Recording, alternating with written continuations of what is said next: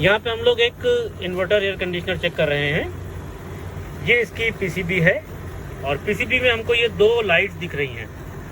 एक ये red light है और एक यहाँ पे ये ग्रीन लाइट ब्लिंक कर रही है। नॉर्मल कंडीशंस में ग्रीन लाइट ब्लिंक करती रहेगी और रेड लाइट जो है वो स्टेबल रहेगी। जब कभी भी कोई डिफेक्ट आता है तो रेड लाइट ब्लिंक करेगी और ब्लिंक करके ये आपके प्रॉब्लम को बताएगी। अभी जैसे यहाँ पे हम एक सेंसर को डिस्कनेक्ट कर रहे हैं, ये आउटडोर का सेंसर है, इसको हमने डिस्कनेक्ट किया। कुछ ही समय बाद ये 20 सेकंड तक रीड करता है, ये रेड लाइट ब्लिंक करने लगी। काउंट करेंगे, कंटिन्यूसली ब्लिंक कर रही है, ये स्टेबल हो जाएगी। 1 2 3 4 5 6 7 8 9 10 11 11 टाइम्स ब्लिंक करी। अब हम इसके पीसीबी के कवर पे आ जाएंगे और यहाँ पे देखेंगे कि 11 बार अगर ब्लिंक कर रही है तो प्रॉब्लम हमने आउटडोर का एम्बिएंट सेंसर निकाल दिया है। तो आपको ये प्रॉब्लम्स यहाँ पे लिखी हुई दिखाई देंगी। तो कोई भी प्रॉब्लम होती है तो हम इसकी ब्लिंकिंग को देखकर प्रॉब्लम को अटेंड कर सकते हैं। हम इसको दोबारा से कनेक्ट कर देंगे तो ये स्टेबल हो जाएगी। अब ये ब्लिंक नहीं कर रही है और यहाँ पे ग्रीन लाइट देखेंगे तो ये ब्लिंक करना शुरू कर देगी। ये नॉर्मल कंडीशंस है। तो इसी तरह से कोई भी अगर कनेक्शन निकलता है तो हम यहाँ पे इसकी ब्लिंकिंग से इसको कैलकुलेट कर सकते हैं। उसके अलावा हम देखेंगे कि यहाँ पे एक ये रिएक्टर दिया है जो कि स्पाइक्स को कंट्रोल करता है और डीसी की स्मूथनेस को बना के रखता है, सप्लाई की स्मूथनेस को बना के रखता है। ये हमारा कंप्रेसर लगा हुआ है, इस कंप्रेसर को भी हम लोग अभी चेक करते हैं। तो रिएक्टर को चेक करेंगे और कंप्रेसर को चेक करेंगे। अभी हम लोग इसकी वर्किंग देख रहे हैं। ये हमारा एसी चल रहा है, प्रॉपरली काम कर रहा है। अगर हम एम्पियर मीटर को लगाएंगे तो यहाँ पे हमको इसके एम्पियर्स प्रॉपरली दिखेंगे। मौसम ठंडा है तो अभी हमको यहाँ पे बहुत कम एम्पियर दिखने वाले हैं। तो एक एम्पियर मीटर हम लोग यहाँ लगा के देखते हैं। फेस या न्यूट्रल में लगाएंगे तो देखिए अभी आपको ये 1.6 1.7 एम्प्स दिखा रहा है। क्योंकि अभी बाहर का टेम्परेचर 18-19 डिग्री के आसपास है, हम लोगों ने 17 अंदर सेट किया है, तो ये तकरीबन एक रेफ्रिजरेटर के बराबर करंट लेके ये हमारा एयर कंडीशनर चल रहा है। तो यही खूबसूरती है, यही खूबी है हमारे इन्वर्टर एयर कंडीशनर की कि जितनी जरूरत है उतनी ही रिक्वायरमेंट के हिसाब से ये कूलिंग हमको देने वाला है। इसी तरीके से अगर हम लोग इसकी सप्लाईज को चेक करेंगे तो आइए एक बार हम लोग सप्लाई चेक करते हैं। इसको हम वोल्टेज पर कर लेंगे और यहाँ पे हम वोल्टेज चेक करेंगे।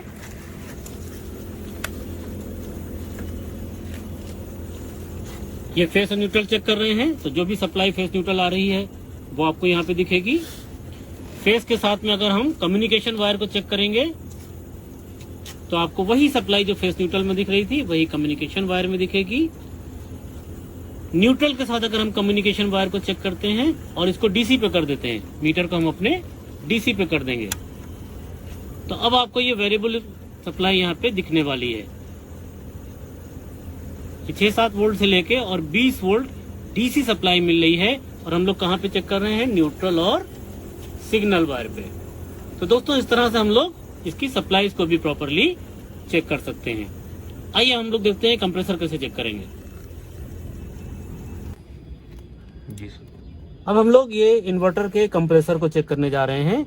ये सप्लाई हमारी पीसीबी से इन्वर्टर को आ रही है और ये सप्लाई हमारी इन्वर्टर के पीसीबी से कंप्रेसर को जा रही है। तो हम लोग यहाँ पे रेजिस्टेंस चेक करेंगे।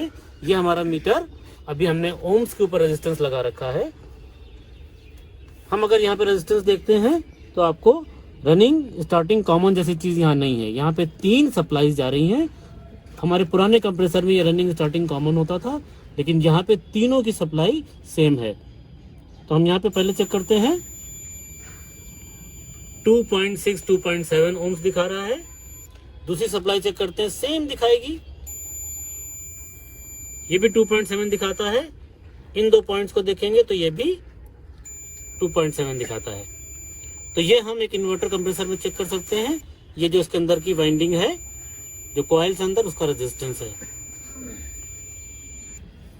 इसका हम ग्राउंड भी चेक कर सकते हैं। तो ग्राउंड के लिए हम कोई ग्राउंड पॉइंट लेंगे जहां पर कि पेंट ना लगा हो। तो हम इसको यहां पर टच करेंगे और इसके साथ में हम इसकी वाइंडिंग को चेक करेंगे। अगर ये बीप कर रहा है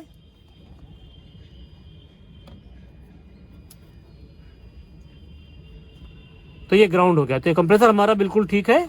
इसका हम यहां से रेजिस्टेंस चेक कर सकते हैं। अब हम इसको दोबारा लगा देंगे और रिएक्टर को चेक करेंगे।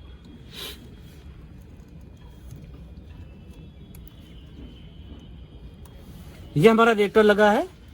इसके ये 2 पॉइंट्स हैं, इसको हम डिस्कनेक्ट कर देंगे।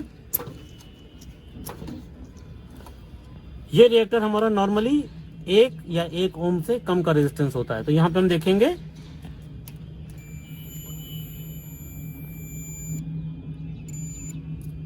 तो 1.4, 1.3, 1.2 के आसपास का रेजिस्टेंस आएगा इसमें, या 1 ओम के आसपास आएगा। तो ये 1.2 ओम्स दिखा रहा है। अगर ये 6 ओम, 8 ओम, 10 ओम, 20 ओम दिखा रहा है तो ये हमारा रिएक्टर प्रॉपर काम नहीं कर रहा है। तो 1.1 ओम, 1.2, 1.3 या लेस देन 1 ओम भी दिखा रहा है तो ये हमारा रिएक्टर ठीक से वर्क कर रहा है। तो इस तरह से हम लोग रिएक्टर चेक कर सकते हैं, कंप्रेसर चेक कर सकते हैं, पीसीबी चेक कर सकते हैं, डिफरेंट एरर्स चेक कर सकते हैं। आसानी से ये काम हम लोग कर सकते हैं।